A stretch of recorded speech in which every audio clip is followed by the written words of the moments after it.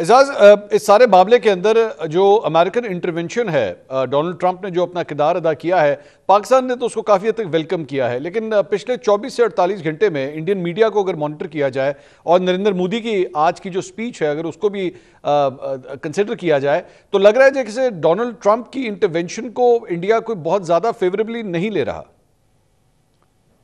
जी, हिंदुस्तान में ये थिंकिंग है। और राहुल गांधी जो जाहिर है उनकी अपोजिशन में है, बड़े अपोजिशन लीडर हैं उनके, उन्होंने खुल के बता दिया है। उन्होंने कहा कि जी हिंदुस्तान का जो ऑब्जेक्टिव नंबर 1 ये था कि वो पाकिस्तान और चीन को डिवाइड करके रखे। यानी कि बलोचिस्तान में और पाकिस्तान में जो चीनियों पे जो अटैक होते हैं, तो टेक्निकली वो ये कह रहे हैं कि हमारा तो मकसद ही ये था। उन्होंने मोदी साहब की हुकूमत के ऊपर तनकीद किया कि आपने ये जो स्ट्राइक करके नंबर 1 तो ये किया कि चीन और पाकिस्तान को इकट्ठा कर दिया। दूसरी बात ये है कि वो सवाल वहां पे भी उठा रहे हैं कि जी आप किस तरीके से ये सीज फायर मान सकते हैं। वहां पर तो ये कहा जा रहा है कि जी ये तो कभी पाकिस्तान और हिंदुस्तान की तारीख में नहीं हुआ कि सीज फायर जो हुआ हो उसका ऐलान अमेरिका के जो सरबराह हैं, अमेरिका के सदर डोनाल्ड ट्रंप वो करें। और अमेरिकी सदर डोनाल्ड ट्रंप जब जनवरी में रवां साल 2025 में इक्तदार में आए थे, तो उन्होंने साउथ एशिया के बारे में अपनी पॉलिसी बड़ी वाज़ेह की थी।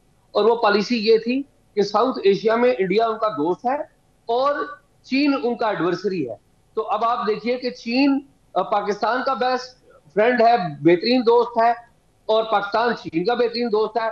और इनिशियली जो अमेरिका का रिएक्शन था वो तो बेनियाजाना था।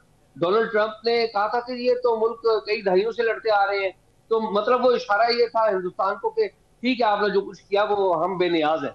लेकिन जब पाकिस्तान की तरफ से जवाबी कार्रवाई की गई, और आपको पता है कि एक इंटेलिजेंस रिपोर्ट भी अमेरिका के पास आई थी, और उसके बाद और फिर पाकिस्तान एयरफोर्स ने जो काम किया, तो उसके बाद अमेरिकन जो इस्टेब्लिशमेंट है उसको एक्टिव होना पड़ा।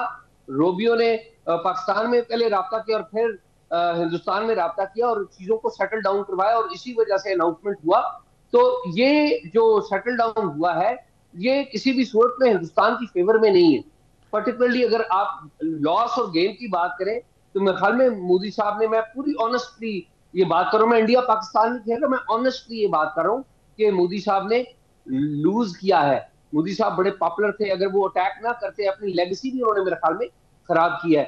मेरे ख्याल में मोदी साहब बदस्तूर पॉपुलर लीडर तो हैं हिंदुस्तान में, लेकिन अब उनकी पॉपुलैरिटी को एक डेंट जरूर लगेगा और लगा है।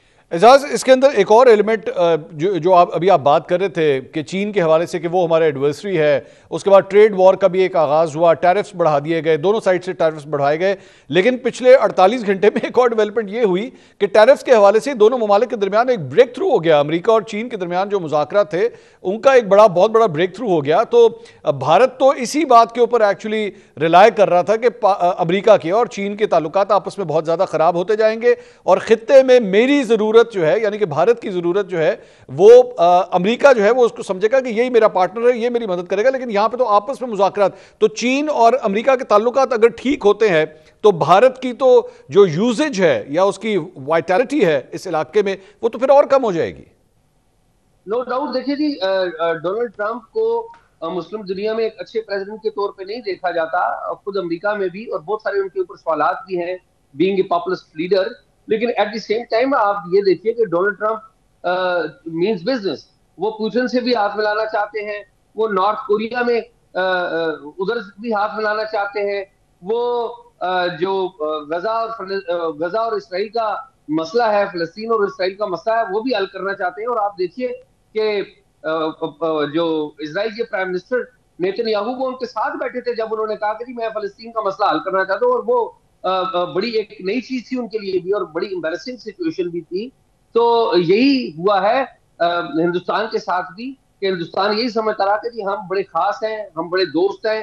अनाउंस भी किया गया कि हम दोस्त हैं, लेकिन उनकी दोस्ती लिंक्ड थी चीन के साथ।